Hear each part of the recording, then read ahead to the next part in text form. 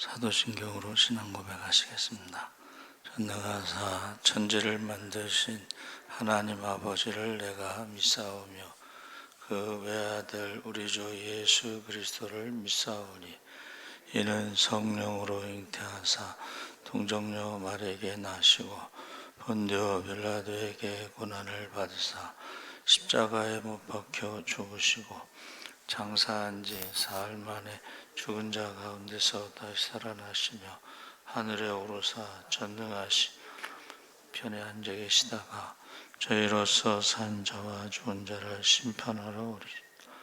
성령을 믿사오며 거룩한 공회와 성도와 서로 교통하는 것과 죄를 사하여 주시는 것과 몸이 다시 사는 것과 영원히 사는 것을 믿사옵나이다.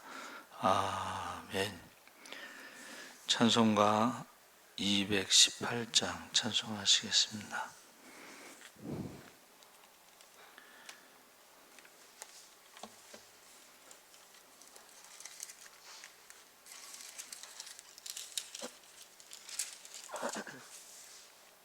찬송가 218장 찬송하시겠습니다. 내 마음과 정성을 다하여서 주 너의 하나님을 사랑하라. 내 몸을 아끼고 사랑하듯 형제와 이웃을 사랑하라. 주께서 우리에게 명하시니 그 명령 따라서 살아가리. 널 미워 해치는 원수라도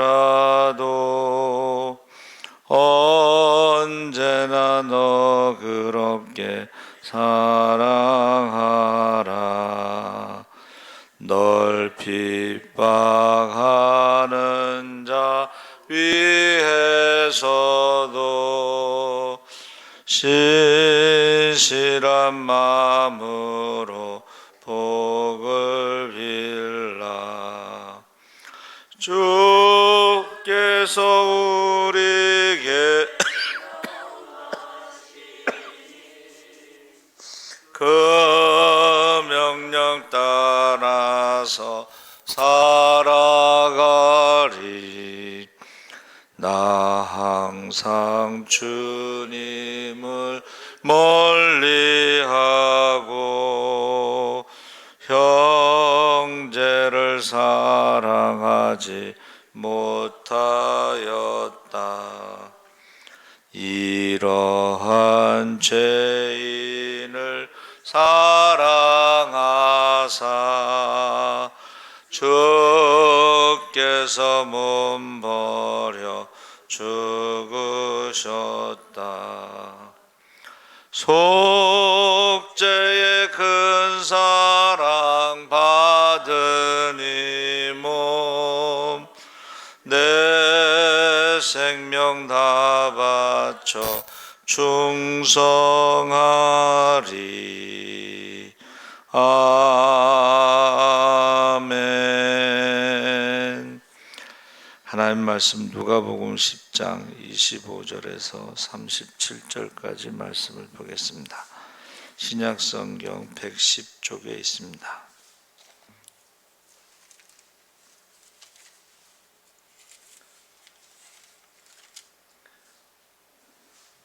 10장 25절에서 37절까지 우리 다 같이 읽겠습니다. 어떤 율법 교사가 일어나 예수를 시험하여 이르되 선생님, 내가 무엇을 하여야 영생을 얻으리이까? 예수께서 이르시되 율법에 무엇이라 기록되었으며 내가 어떻게 읽느냐? 대답하여 이르되 내 마음을 다하여 목숨을 다하며 힘을 다하며 뜻을 다하여 주 너의 하나님을 사랑하고 또한 내 이웃을 내 자신같이 사랑하라 하였나이다. 예수께서 이르시되 내 대답이 옳도다. 이를 행하라 그러면 살리라 하시니 그 사람이 자기를 옳게 보이려고 예수께 여짜오되 그러면 내 이웃이 누구니까? 예수께서 대답하여 이르시되 어떤 사람이 예루살렘에서 여리고로 내려가다가 강도를 만나매 강도들이 그 옷을 벗기고 때려 거의 죽은 것을 버리고 갔더라. 마침 한 제사장이 그 길로 내려가다가 그를 보고 피하여 지나가고 또 이와 같이 한 레위인도 그곳에 이르러 그를 보고 피하여 지나가되 어떤 사마리아 사람은 여행하는 중 거기 이르러 그를 보고 불쌍히 여겨 가까이 가서 기름과 포도주를 그 상처에 붓고 싸매고 자기 짐승에 태워 주막으로 데리고 가서 돌봐 주니라. 그 이튿날 그가 주막 주인에게 데나리오 둘을 내어 주며 이르되 이 사람을 돌봐 주라. 비용이 더 들면 내가 돌아올 때에 갚으리라 하였으니 내 생각에는 이 세 사람 중에 누가 강도 만난 자의 이웃이 되겠느냐? 이르되 자비를 베푼 자니이다. 예수께서 이르시되 가서 너도 이와 같이 하라 하시니라. 아멘. 할렐루야. 좋은 아침입니다. 잘 오셨습니다. 감사합니다. 이웃에 대한 질문이라는 제목으로 말씀을 나누려고 합니다. 우리가 성경을 읽다 보면 은혜를 받을 때도 있지만 동시에 도전을 받기도 합니다. 그래서 은혜를 받으면 기쁘고 위로가 되지만 도전을 받으면 좀 불편합니다.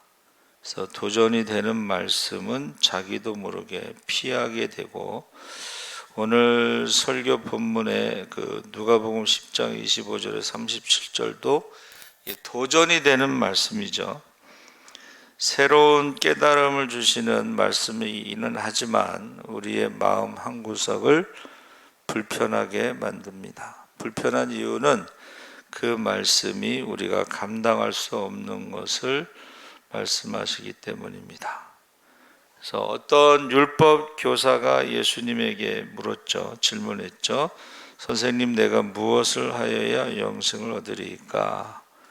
그래서 예수님이 율법에 대해서 뭐라고 말하느냐 했더니 그가 신명기 6장 5절하고 레위기 19장 18절을 인용해서 대답하죠. 온 힘을 다해서 하나님을 사랑하고 이웃을 자기 몸처럼 사랑하라. 예수님께서 내 대답이 옳도다. 이를 행하라. 그러면 살리라. 그랬더니 율법교사가 자기의 율법에 조예가 깊다는 것을 은근히 자랑하는 투로 다시 묻습니다. 내 이웃이 누구니까? 거기에 대해서 예수님께서 대답을 직접 하시지 않고 비유를 들어서 이제 말씀하신 거죠. 그래서 사마리아 사람이 이제 지나가는 그 이야기를 하는데 그 예루살렘에서 여리고는 좀 그래도 먼 거리죠. 근데 거기는 이제 사람이 드물고 산적 도둑이 많은 곳입니다. 그래서 사람들이 강도들이 나타나서 모든 것을 빼앗고 옷을 벗기고 죽을 지경에 이르기까지 때린 후에 버리고 갔어요. 그대로 두면 죽겠죠.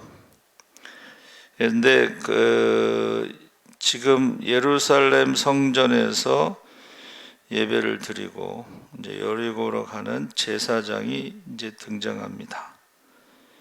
좀 끔찍한 현장을 보고 그가 근처에 강도들이 아직 있을 수도 있고 뭐 여러 가지 불안한 생각이 들었겠죠. 그래서 그를 보고 피하여 지나가고 그 다음에 이제 레위인이 나타나는데 그도 역시 종교적으로는 성전에서 일을 하기 때문에 또 다른 사람들보다는 더 신앙이 있다고 이렇게 볼 수가 있겠죠. 그런데 그도 역시 그냥 지나갔다.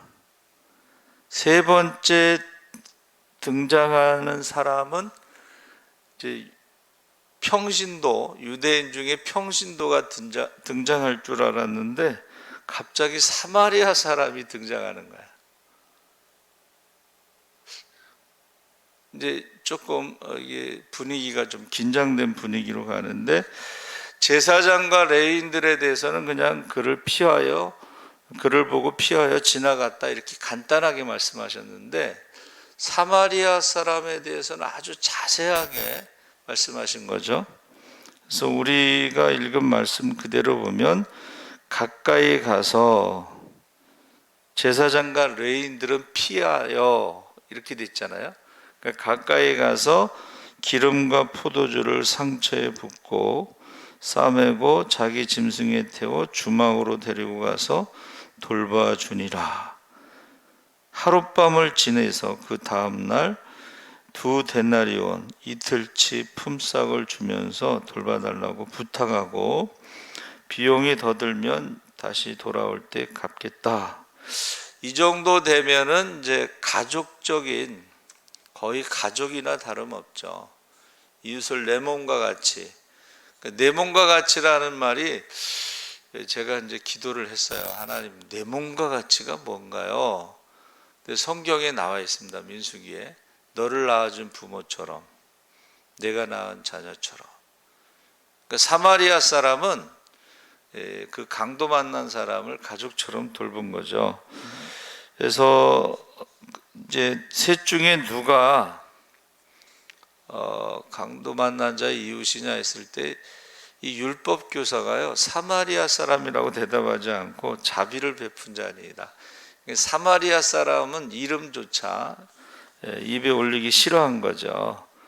그래서 뭐 믿는 사람 가운데서는 이런 강도 만난 자의 이웃이 많고 또 안 믿는 사람들 가운데 다른 종교를 가진 사람들도 그런 사람들이 있습니다. 희생적인 그런 사랑을 하는 사람이 있습니다. 근데 이것이 지금 예수님의 비유는 뭐 누가 잘했냐 못했냐를 말씀하시는 것이 아니라 또 우리가 사마리아 사람처럼 그렇게 하는 것도 쉽지는 않습니다. 그런데 이제 그 휴머니즘, 그 옥합을 깨트린 그 300데나리온의 옥합을 깨트린 여인에게 가룟 유다가 뭐라 그랬어요? 그것을 팔아 가난한 사람들에게 주면 좋았을 것을 하고, 이 가난한 사람에 대한 이야기를 하는 거 보면 이게 굉장히 큰 휴머니즘입니다. 그러나 예수님께서 가난한 사람은 항상 너희와 함께 있다 그렇게 말씀하시면서 우리가 가난한 사람에 대한 구제도 중요하지만 그보다는 예수님이 우선순위다 하는 것을 우리가 알 수가 있습니다. 그래서 그 자유주의 신학자들은 이제 기적을 믿지 않기 때문에 이웃사랑에 대한 구제, 윤리만 남습니다.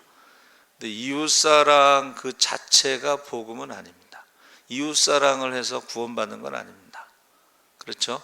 그러니까 우리가 예수님에 대해서 정확한 신앙 고백을 해야지 구원을 받는데, 강도 만난 사람은 누구인가? 또 선한 사마리아 사람은 누구인가? 이 질문을 하는데 이 강도 만난 사람이 바로 우리라는 거예요. 그리고 선한 사마리아 사람이 바로 예수님이라는 거예요. 그러면 예수님은 왜 이웃에 대한 질문에 대해서 이 비유를 말씀하셨느냐? 그러니까 유대인들에게 이웃은 이방인이 포함되지 않아요. 이방인이 포함되지 않아요. 그러니까 누가 이웃이냐를 나눈다는 거예요. 다시 말하면 이 율법 교사가요, 레위기 19장 18절 말씀을 가지고 정말 원수를 갚지 말고 동포를 원망하지 말고 내 이웃 사랑하기를 내 자신과 같이 사랑하라. 이것도 대단한 겁니다, 여러분. 그렇죠? 근데 예수님은 그것보다 더 한 단계 높여서 너희가 이웃이라고 생각하고 그 사람들만 사랑하는 것에서 더 나가서 누구에게든지 이웃이 되라. 이렇게 지금 말씀하시는 거예요. 누구에게든지. 그러니까 지금 율법 교사에게 있어서 이방인은 이웃에 포함되지 않기 때문에 강도를 만나서 죽더라도 거기 관심을 보이지 않는 거예요. 거기에 대해서 지금 대부분의 사람들이 이제 이렇게 끼리끼리, 그렇죠? 우리 편이냐 아니냐 이렇게 나눠서 우리 편은 사랑하고 우리 편이 아니면 사랑하지 않는 그 부분에 대해서 지금 말씀하고 있는 것입니다. 그래서 얼마 전에 그 한강에서 이렇게 자살하려고 하는 그런 사람이 여자가 있었는데 사람들이 다리니까는 그냥 또 어둡고 그러니까 비가 왔나 어둡고 그러니까 막 지나가잖아요. 근데 어느 버스 기사가 딱 차를 세우고 그 사람을 살렸어요.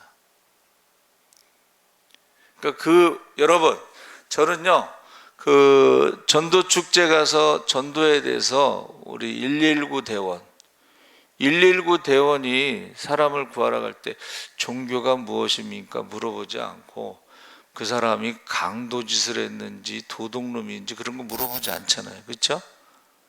그러니까 지금 예수님께서는 이웃에 대해서 너희가 이렇게 제한시키는 끼리끼리 이것에 대해서 그렇게 하지 말고 너희가 이웃이 되어주라 이렇게 말씀하시는 것입니다.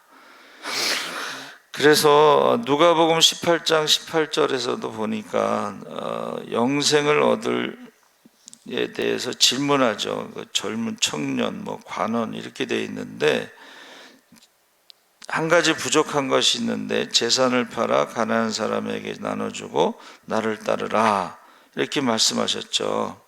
그때 그가 부자인 거로 이제 슬픈 표정을 짓고 돌아갔다 이렇게 말씀하시잖아요.